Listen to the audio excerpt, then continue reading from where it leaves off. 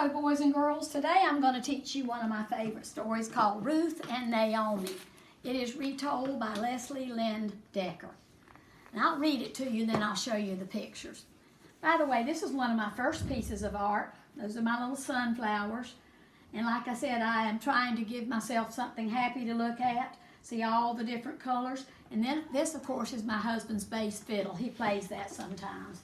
We've had a lot of fun with our music.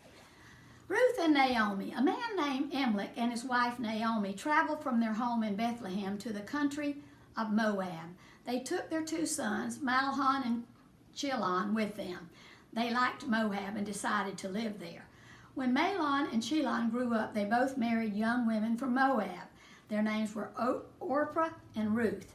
Naomi welcomed the two young women into her home, loving them like they were her own daughters. See them there? That's the clothes they wore. They're taking care of the wheat. Wheat turns into flour, and then flour turns into bread. After many years, Elimelech became ill and eventually passed away.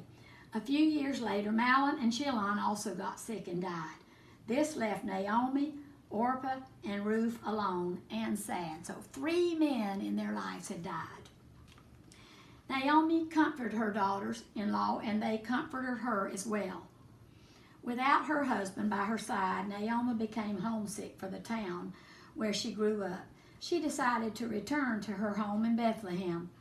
I love both of you, Naomi told Orpah and Ruth, but I miss my family in Bethlehem. I would like to return there to live. I love you both. And once her belongings were packed, Naomi spoke to Orpah and Ruth. You two should return to your parents, she said. You can marry again and have children. I am old and I will not get married again. Once her belongings were packed, Naomi spoke to Orpah and Ruth. The two of you should return, she said. Orpah cried tears of sadness at the thought of leaving Naomi. Naomi had been like a mother to her since she had left home. So Orpah kissed Naomi on the cheek. You have been kind to me, she said, and then Orpah returned to her family's home. But Ruth had a different plan in mind. Do not ask me to leave you, Ruth said to Naomi. Where you go, I will go. Where you sleep, I will sleep. Your family is my family, and your God is my God. Naomi saw that Ruth wanted to stay with her. Naomi and Ruth prayed to God that he would provide for them. Then they began to walk to Bethlehem. Remember, there were no cars in that day, so just about everywhere they went, they either walked or went on a donkey. See what happens.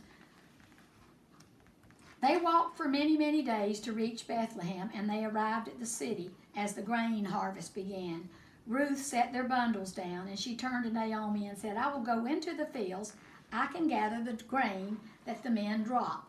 What she meant was she wanted to go in and get the leftovers. Anything that people left that they dropped, she was going to pick them up.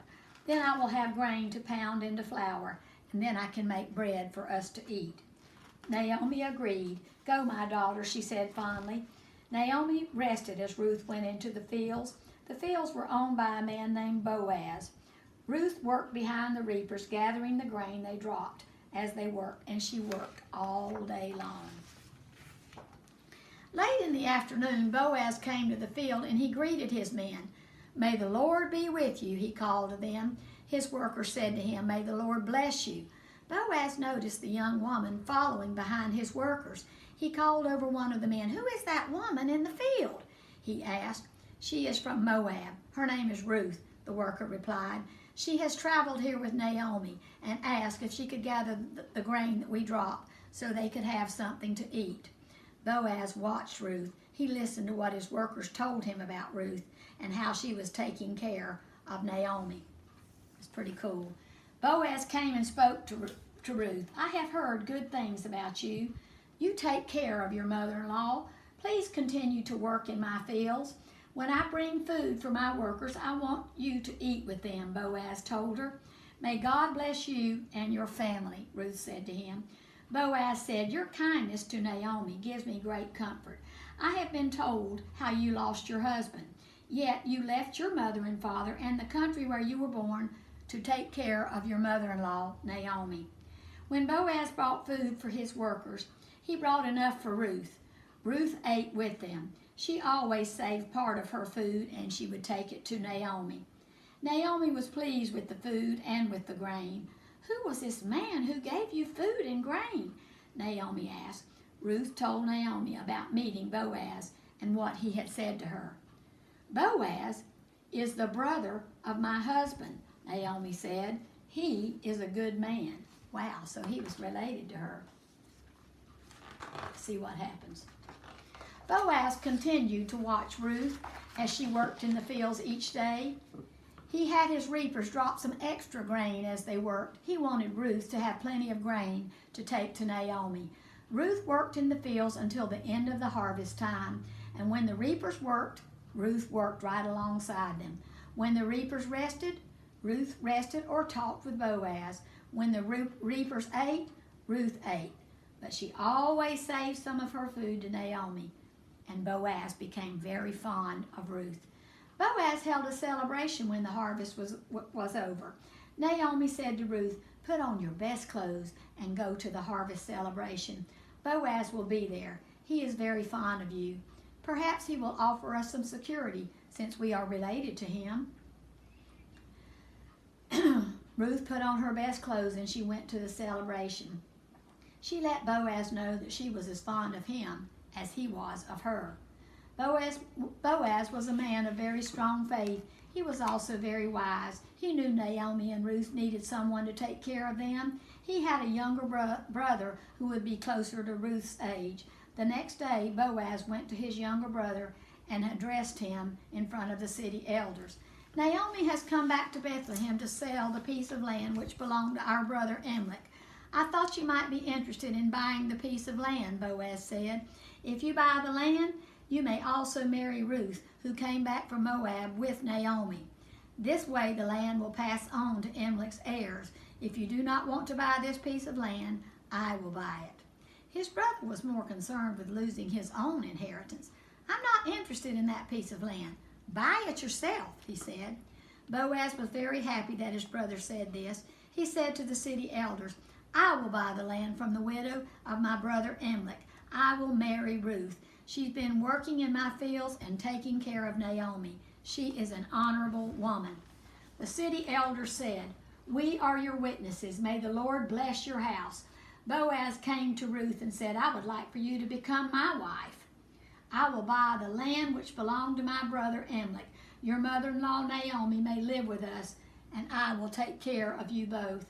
Ruth was very happy to marry Boaz. She had grown very fond of him. Naomi agreed to come and live with them. Many friends came to the wedding, and Naomi's friends from long ago came. They were all very happy for Ruth and Boaz.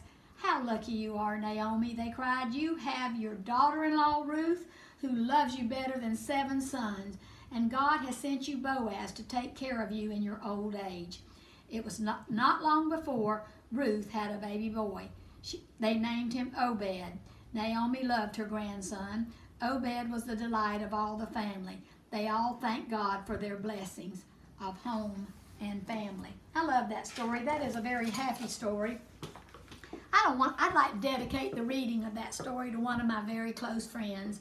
Her name is Dale, and Dale lives in Jacksonville, and she's been my friend since we were just very young girls in our 20s.